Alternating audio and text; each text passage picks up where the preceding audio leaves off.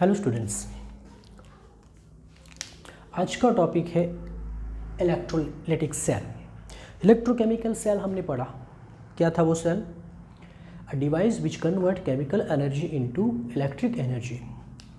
तो electrolytic cell क्या होगा? A device which convert electric energy into chemical energy. तो लिखेंगे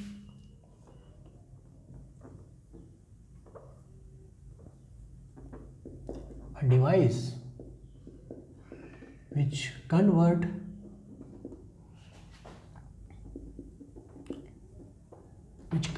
electric energy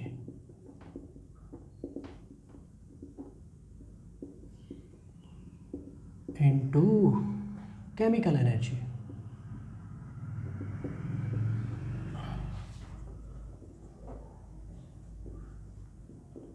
is called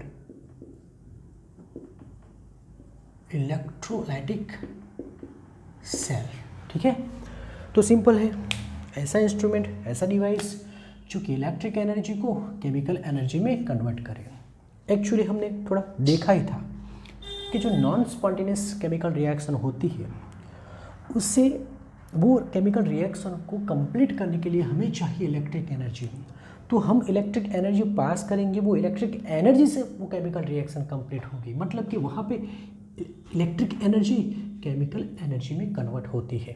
तो एक बात तो क्लियर है कि इलेक्ट्रोकेमिकल सेल मतलब स्पॉन्टेनियस केमिकल रिएक्शन और इलेक्ट्रोलाइटिक सेल मतलब नॉन स्पॉन्टेनियस केमिकल रिएक्शन। तो ये याद रखना होगा। अब यहाँ पे जो केमिकल रिएक्शन होती है उसे क्या बोलेंगे? बराबर, chemical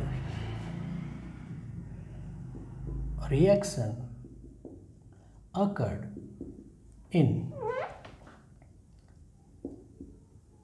electrolytic cell is known as electrolysis। तो इलेक्ट्रोलाइसिस मतलब क्या? इलेक्ट्रोलाइटिक सेल में होने वाले केमिकल रिएक्शन, वही हम देखने वाले हैं। चलो एक एग्जांपल ले लेते हैं। Electrolysis of water H2, electrolysis of water bye platinum electrode. ठीक है, चलो H2O का इलेक्ट्रोलिसिस करें, देखिए हमें क्या मिलता है। तो पहले तो सबको मालूम ही है कि जो इलेक्ट्रोलाइटिक सेल है वो एक ही कंटेनर से बना हुआ है, जबकि इलेक्ट्रोकेमिकल सेल 2 कंटेनर से बना होता है। ठीक है, यहाँ पे हमने वाटर ले लिया। वाटर में आयंस होते हैं H+ एंड OH-। देखने जो है तो कॉन्सेंट्रेशन बहुत कम होता है, 10⁻⁻7 मोलर के रिस्पेक्ट। तो यहाँ पे कंडक्टिविटी लो होगी, डेफिनेटली आयंस कम है तो कंडक्टिविटी लो हुई। तो कंडक्टिविटी हमें थोड़ा इंक्रीज करने के लिए हम 1-2 ड्रॉप H2SO4 ऐड करेंगे, क्योंकि उससे आयन प्रोड्यूस होगा और हमारी कंडक्टिविटी बढ़ेगी और प्रोसेस आगे चलेगा। तो याद रखो कि वाटर के इलेक्ट्रोलिसिस में 2-3 ड्रॉप्स ऑफ सल्फ्यूरिक एसिड हमें ऐड करना पड़ेगा। चलो अब हम इलेक्ट्रोड ले लेते हैं। हमने प्लैटिनम इलेक्ट्रोड बोला था, प्लैटिनम मतलब इनर्ट इलेक्ट्रोड, इतना तो मालूम होना चाहिए, प्लैटिनम इनर्ट मेटल है। अब ये जो इलेक्ट्रोड है हम उसे एक्सटर्नल सर्किट यानी कि बैटरी के साथ कनेक्ट करेंगे, क्योंकि यहाँ पे हमें इलेक्ट्रिक एनर्जी प्रोवाइड करनी है। वो इलेक्ट्रिक एनर्जी यूज़ करके उसे केमिकल एनर्जी मतलब केमिकल रिएक्शन में यूज़ करेगा।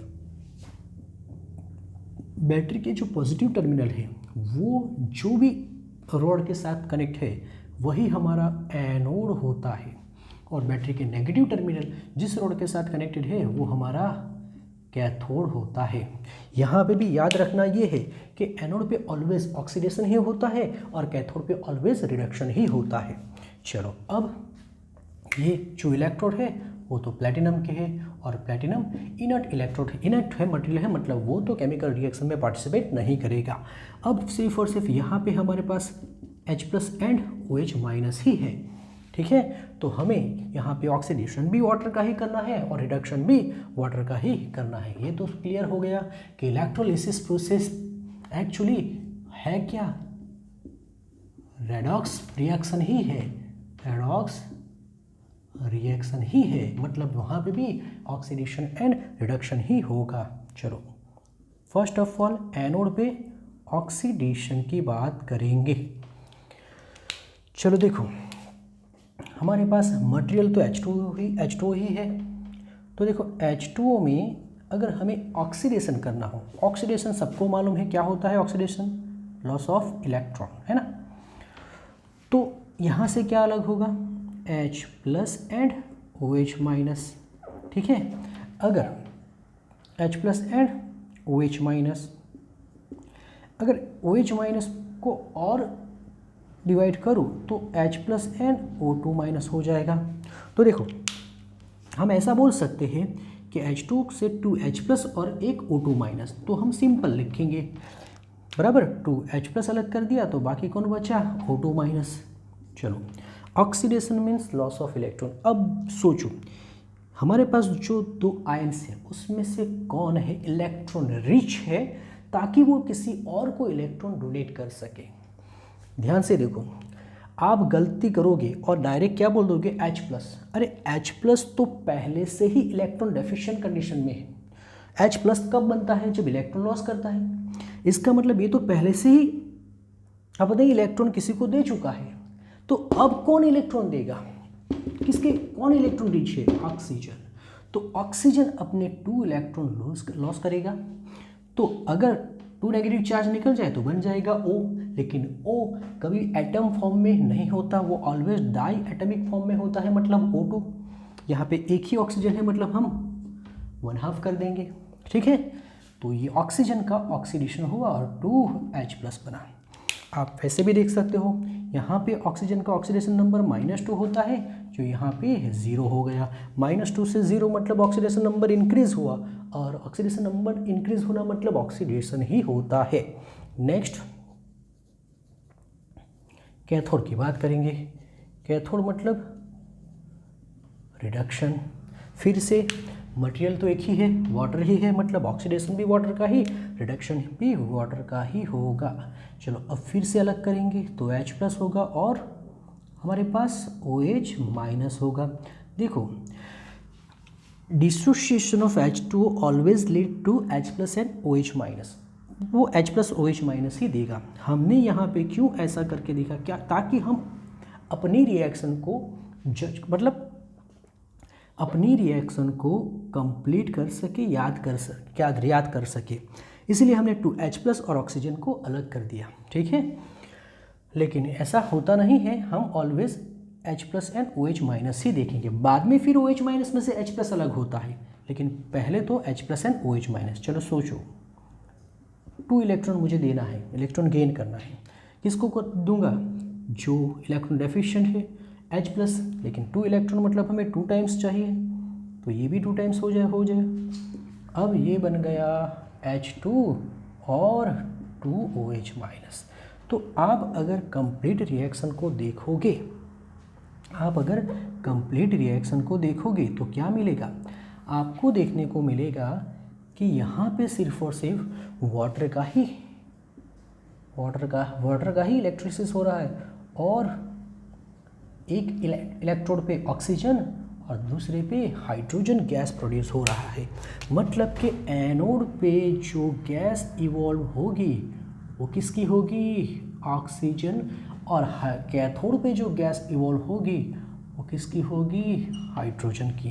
तो याद रखो हमें प्रोडक्ट क्या मिली, एनोड पे ऑक्सीजन गैस और कैथोड पे हमें क्या मिला, हाइड्रोजन गैस। तो एक बात तो क्लियर हो गई कि इलेक्ट्रोलिसिस से हमें कुछ ना कुछ प्रोडक्ट मिलती है। क्लियर सबको, इलेक्ट्रोलिसिस से हमें क्या मिलेगी, प्रोडक्ट मिलेगी। चलो अब ये प्रोडक्ट समझो, ये प्रोडक्ट, अमाउंट ऑफ प्रोडक्ट और इलेक्ट्रिसिटी के बीच में भी कुछ रिलेशन तो होगा। जैसे यहाँ पे मैंने 5 मिनट तक इलेक्ट्रिसिटी पास की तो मुझे कितनी ऑक्सीजन कितनी हाइड्रोजन मिलेगी। यहाँ में मैंने 10 मिनट तक इलेक्ट्रिसिटी पास की थी तो कितनी मिली।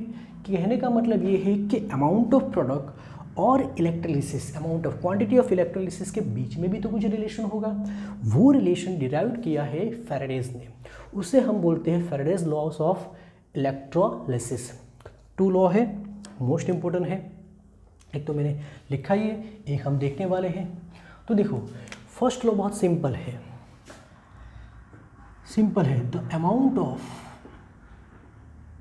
Of product obtained during electrolysis obtained at electrode during electrolysis is directly proportional to the quantity of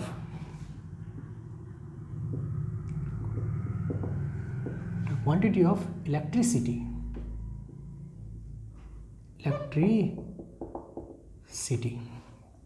the quantity of electricity passed through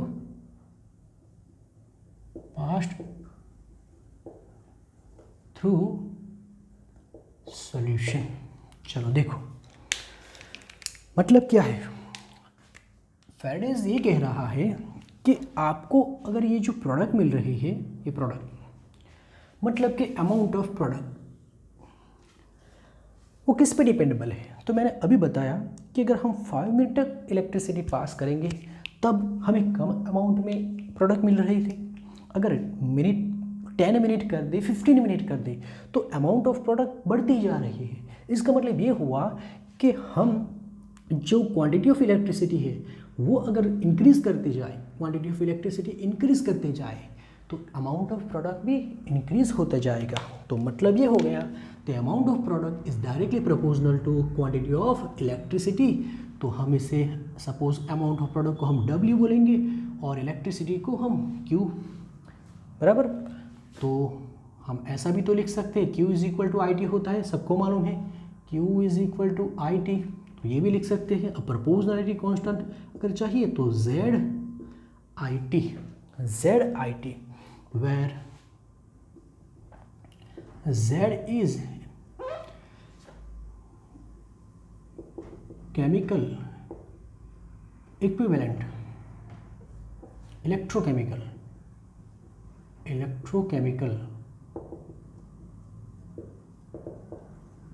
equivalent होता है। Z का फॉर्मूला क्या है, Z is equal to equivalent weight divided by 96500 coulomb. ठीक है, ये formula है, Z का फॉर्मूला है। एक्चुअली Z है क्या, इलेक्ट्रोकेमिकल इक्विवेलेंट एक्चुअली है क्या। तो देखो इलेक्ट्रोकेमिकल इक्विवेलेंट मतलब कि इलेक्ट्रोड पे 1 कूलम चार्ज पास करे, 1 कूलम चार्ज, तब हमें कितना अमाउंट ऑफ प्रोडक्ट मिलेगा, उसी को बोलेंगे इलेक्ट्रोकेमिकल इक्विवेलेंट। तो अमाउंट ऑफ प्रोडक्ट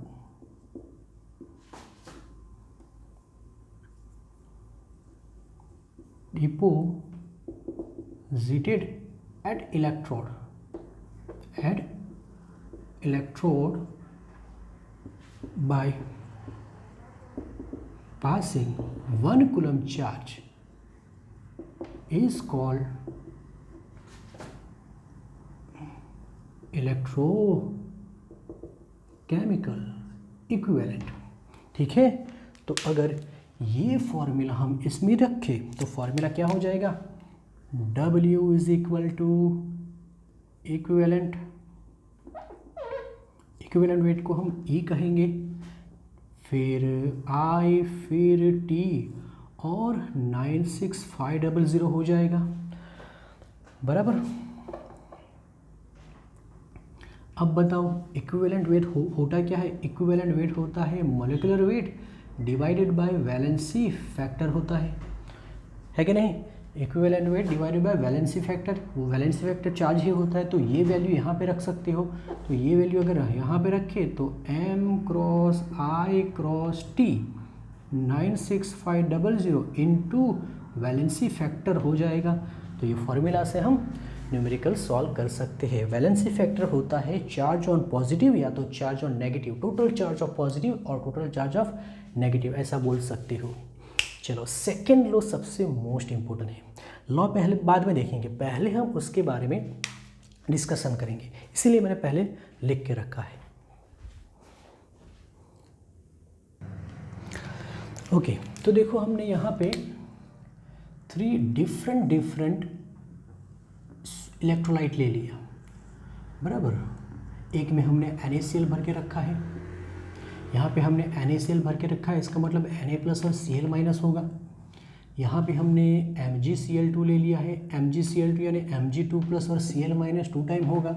और यहाँ पे हमने AlCl3 ले रखा है, मतलब Al plus 3 Cl minus 3 time होगा। सब में इलेक्ट्रोड हमने रख दिए, ये हमने इलेक्ट्रोड रख दिए। और अब क्या किया, सबको हमने पैरेलल कनेक्ट कर दिया, हमने पैरेलल कनेक्ट कर दिया।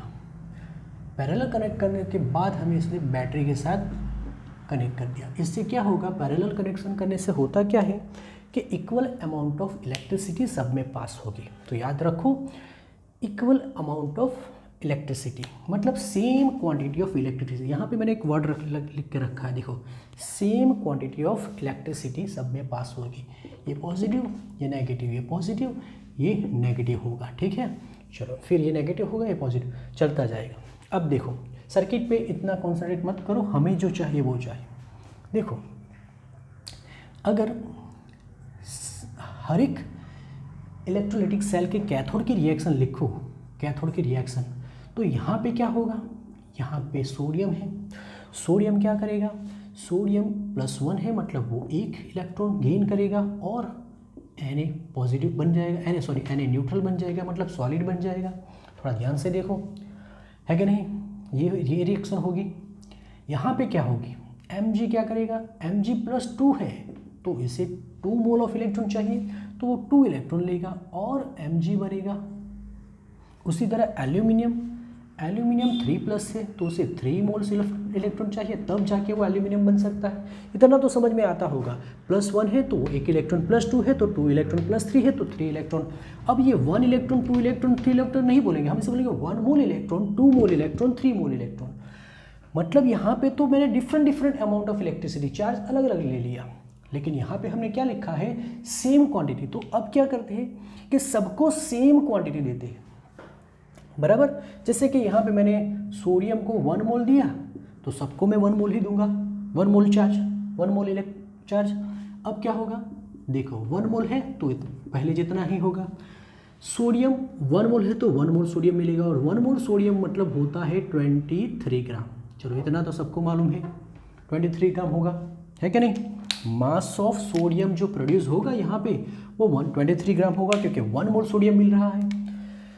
अब थोड़ा ध्यान से देखो, Mg2+2 था, अगर मैं 2 मोल इलेक्ट्रॉन दे रहा हूँ तो उसे तब मुझे 1 मोल मैग्नीशियम मिल रहा था, लेकिन जब मैं उसे 1 मोल इलेक्ट्रॉन दूंगा तब कितना मिलेगा। फिर से देखो, अगर 2 मोल इलेक्ट्रॉन है तो 1 मोल मैग्नीशियम है, तो 1 मोल इलेक्ट्रॉन होगा तो हाफ हो जाएगा। तो यहाँ पे मुझे Mg मिलेगा तो सही, लेकिन वो कितना मोल मिलेगा, हाफ मोल मिलेगा। और हाफ मोल मतलब कितना होता है, 12 ग्राम। 12 ग्राम मतलब कितना होगा, एक्चुअली 24/2 है। मैग्नीशियम का 24 के आसपास होता है, 24-25 के आसपास होता है, आप देख सकते हो, ठीक है। एल्यूमिनियम की बात करें, फिर से देखो एल्यूमिनियम +3 है, अगर मैं उसे 3 मोल इलेक्ट्रॉन दे रहा हूँ तो वो मुझे 1 मोल एल्यूमिनियम देगा। तो अगर मैं 1 मोल दूंगा तो कितना देगा, अब तो समझ में आ गया होगा, 1/3 मोल देगा। 1/3 का मतलब होता है 9 ग्राम। ये 9 ग्राम बना कैसे, तो मैं 27 को 3 से डिवाइड करूँ तब जाके मुझे 9 ग्राम मिलेगा। अब थोड़ा ध्यान से देखो, 23 को 1 से डिवाइड करो तो 23 ही मिलेगा। 24 को मैं 2 से डिवाइड करूँ तो 12 कितना मिलेगा, 12 ग्राम मिलेगा। और 27 को मैं 3 से डिवाइड करूँ तो 9 ग्राम मिलेगा। एक्चुअली ये मैंने लिखा क्यों है, तो देखो सोडियम का एटॉमिक मास है 23, मैग्नीशियम का 24, एल्यूमिनियम का 27। ये क्या है 1 2 3, ये है वैलेंसी फैक्टर। अगर उससे 4 से डिवाइड कर दूँ तो मुझे इक्विवेलेंट, यहाँ पे देखो मैंने बताया था कि E मतलब क्या होता है, E मतलब atomic mass molecular mass divided by valency factor, यानी कि चार्ज ऑन पॉजिटिव आयन या तो चार्ज ऑन नेगेटिव आयन। तो 23 को मैं 1 से डिवाइड करूँ तो वो हो गया उसका इक्विवेलेंट मास, और वो कितना होता है 23 ही होगा। लेकिन यहाँ पे 24 को मैं +2 से डिवाइड करूँ तो वो 12 ग्राम बन जाएगा। मतलब कि ये जो वैल्यू है, ये वैल्यू है क्या, हर एक आयन्स की, हर एक आयन का क्या है, इक्विवेलेंट वेट है, इक्विवेलेंट मास है। समझो बराबर, यहाँ पे जो same amount of 1 mole amount of electricity अगर पास करे तो हमें हर एक की प्रोडक्ट डिफरेंट तो मिलेगी, लेकिन वो हर एक की प्रोडक्ट कितनी होगी, हर एक की इक्विवेलेंट मास जितनी, इक्विवेलेंट वेट जितनी। तो याद रखना पड़ेगा कि जब सेम अमाउंट ऑफ इलेक्ट्रिसिटी पास हो तो जो प्रोडक्ट प्रोड्यूस होगी वो एक्चुअली उसके एटॉमिक मास पे नहीं, लेकिन उसके एटॉमिक वेट पे डिपेंड करेगा। तो अब देखो क्या लिखा है, the amount of different substance liberated by same quantity of electricity pass through electrolytic cell are proportional to their chemical equivalent weight. बात फिर से समझो, 1 मोल सोडियम मिला मतलब 29 ग्राम ही होगा, और सोडियम का अमाउंट एटॉमिक मास और इक्विवेलेंट वेट सेम होता है। जबकि मैग्नीशियम 1/2 मतलब 12 ग्राम मिला, और 12 ग्राम एक्चुअली उसका इक्विवेलेंट वेट है, क्योंकि 24 को 2 से डिवाइड करो तो 12 मिलेगा। उसी तरह एल्यूमिनियम का मुझे 3 ग्राम मिलेगा, एक्चुअली 3 उसका इक्विवेलेंट मास है, क्योंकि 27 को 3 से डिवाइड करो। तो बात समझ में आनी चाहिए कि सेम अमाउंट हो तो हर एक के इक्विवेलेंट वेट जितना मिलेगा। तो अब हम क्या लिख सकते हैं, हम लिख सकते हैं कि mass is directly proportional to their equivalent weight, क्योंकि हमने लिखा proportional to their chemical equivalent. ठीक है, चलो तो ये सबसे मोस्ट इम्पोर्टेंट। अगर यहाँ पे इसका मास W1 है, यहाँ पे इसका मास W1 है और इसका इक्विवेलेंट वेट E1 है, यहाँ पे इसका मास W2 है और इक्विवेलेंट E2 है, तब क्या होगा, तब फॉर्मूला ये बन जाएगा W1 proportional to E1 and W2 proportional to E2। अगर हम रेशियो ले ले तो W1 divided by W2 is equal to E1 divided by E2। तो ये फॉर्मूला यूज़ करके हम ये 3 वैल्यू अगर मालूम हो तो कोई एक वैल्यू हम ढूंढ सकते हैं। तो सबसे मोस्ट इम्पोर्टेंट है। ठीक है, अब लास्ट 2 फॉर्मूला है। एक तो व्हाट इज़ 1 फैराडे क्या होता है, फैराडे क्या होता है वो देख लेंगे। 1 फैराडे यानी कि charge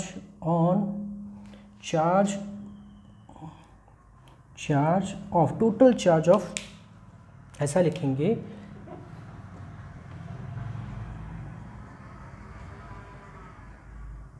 total charge of 1 mole electron. 1 mole electron पे जितना भी चार्ज होगा उसे 1 फैराडे कहेंगे। एक्चुअली वैल्यू कितनी होती है, इलेक्ट्रॉन का चार्ज होता है 1.9 into 10⁻⁻19, sorry 9.1 into 9.1 into 10⁻⁻19 coulomb होगा। और 1 मोल इलेक्ट्रॉन मतलब 6.22 10⁻⁻23 होगा। अगर ये वैल्यू देखोगे तो 96487 कूलम के आसपास होगी। तो 1 फैराडे इज इक्वल टू इतना कूलम होता है, जिसे हम अप्रोक्स 96500 कूलम बोल सकते हैं। ठीक है, और 2 फॉर्मूला है, एक तो Faraday is equal to charge divided by 96500 करो या 96487 करो, तो हम चार्ज को फैराडे में कन्वर्ट कर देंगे या तो फैराडे को चार्ज में कन्वर्ट कर देंगे। फिर Q is equal to any, एक फिजिक्स का फॉर्मूला है और दूसरा Q is equal to IT। तो हमें इतने फॉर्मूलाज की ज़रूरत होगी। तो ये समझ में आना चाहिए कि अगर सेम अमाउंट ऑफ इलेक्ट्रिसिटी पास की जाए डिफरेंट सॉल्यूशन में, तब जो हमें मास मिलेगा वो उसके इक्विवेलेंट मास के प्रोपोर्शनल में होगा। ठीक है, कॉपी करो।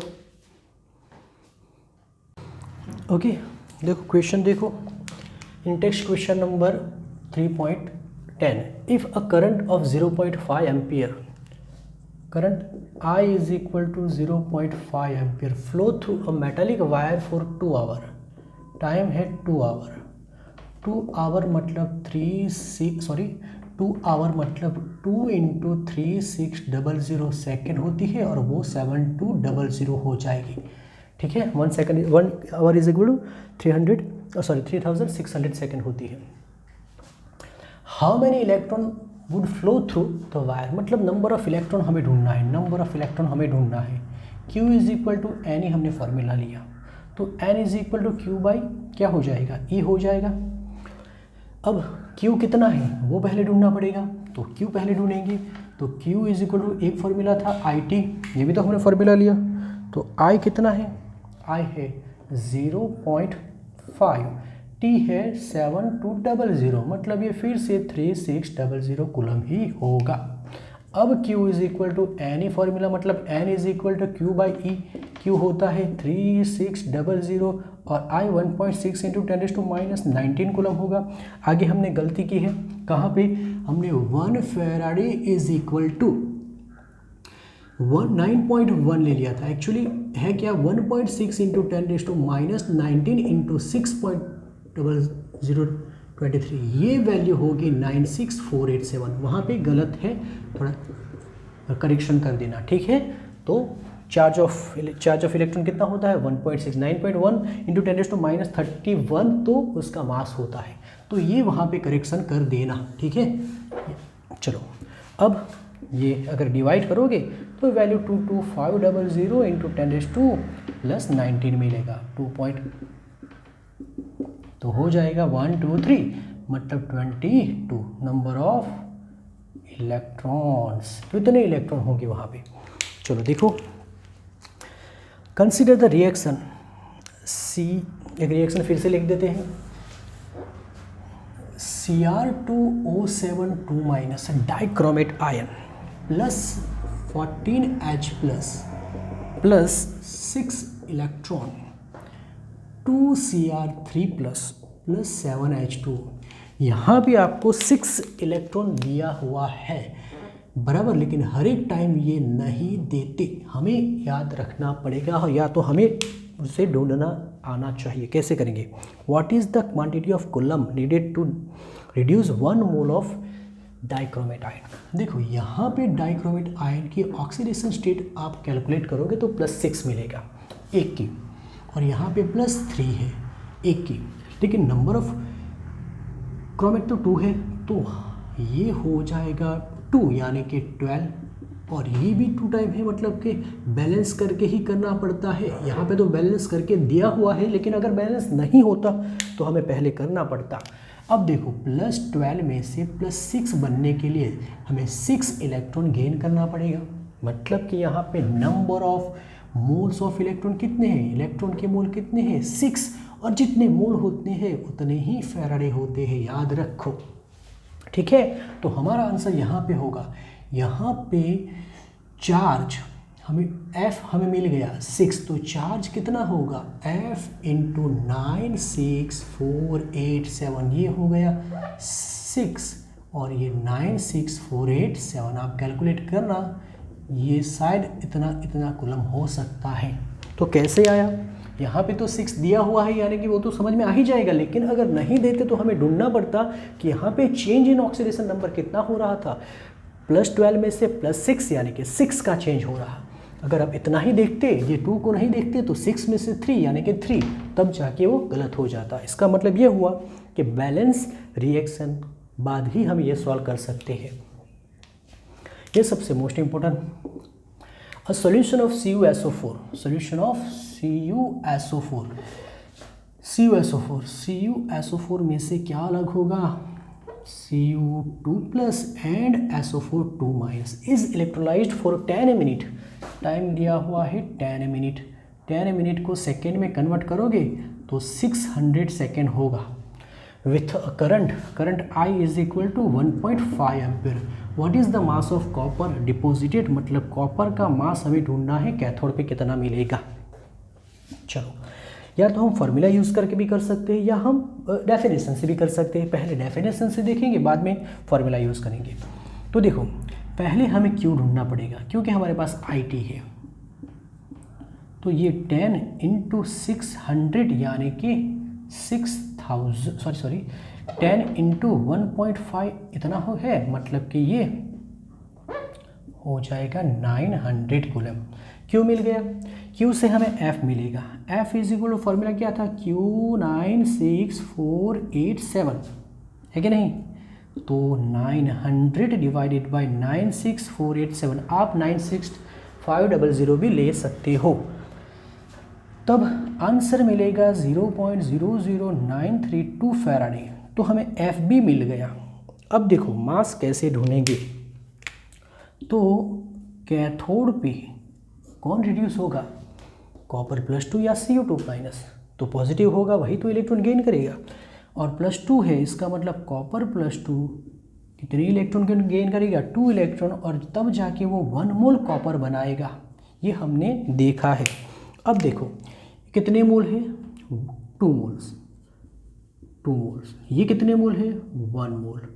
2 mole electron, charge on 1 mole electron is equal to 1 faraday, और charge on 2 mole electron is equal to 2 faraday. तो हुआ कि नहीं ये 2 फैराडे। तो actually 2 mole is equal to 2 faraday, और 1 मोल का मास होता कितना है, 63 ग्राम, बराबर 1 मोल यानी कि 63 ग्राम होता है। 63 जितना ही होगा, बराबर 63 जितना ही होता है 1 मोल। चलो चेक कर लेना कितना होगा वो, बराबर। अब देखो, अब रिलेशन क्या है, 163.5 ग्राम जितना होता है, चेक कर लेना। अब देखो 2 फैराडे अगर चार्ज हो तो 63.5 ग्राम कॉपर मिलेगा, लेकिन हमारे पास फैराडे कितने हैं, सिर्फ और सिर्फ इतने। तो हम रिलेशन बनाएंगे कि यहाँ पे बनाएंगे कि 2 Faraday charge gives 63.5 gram copper. तो फिर 0.00932 फैराडे चार्ज हमें कितना देगा, फैराडे चार्ज कितना देगा, मतलब कि ये हो गया 63.5 क्रॉस मल्टीप्लिकेशन 0.00932 डिवाइडेड बाई 2, और यही होगा कॉपर का मास जो कि होगा 0.295 ग्राम। तो ये हमने डेफिनेशन के हिसाब से किया। अब हमारे पास फॉर्मूला भी है तो ये मेथड सेकंड हो जाएगी। सेकंड मेथड देखो, फॉर्मूला क्या था याद है, mass of copper is equal to, याद करो, मॉलिक्यूलर मास, फिर क्या था, I cross T divided by 96487 into valency factor, और वैलेंसी मतलब कॉपर का चार्ज जो कि कितना है, +2, यानी कि यहाँ पे 2। आप इस फॉर्मूला में वैल्यू रखोगे, ये हो जाएगा 63.5, I हमें दिया है 1.5, ये कितना टोटल टाइम कितना, 600 डिवाइडेड बाई 96487 इंटू 2, तो आंसर फिर से 0.295 ग्राम ही आएगा। तो आप कुछ भी करके ये ढूंढ सकते हो, ठीक है। चलो कॉपी करो।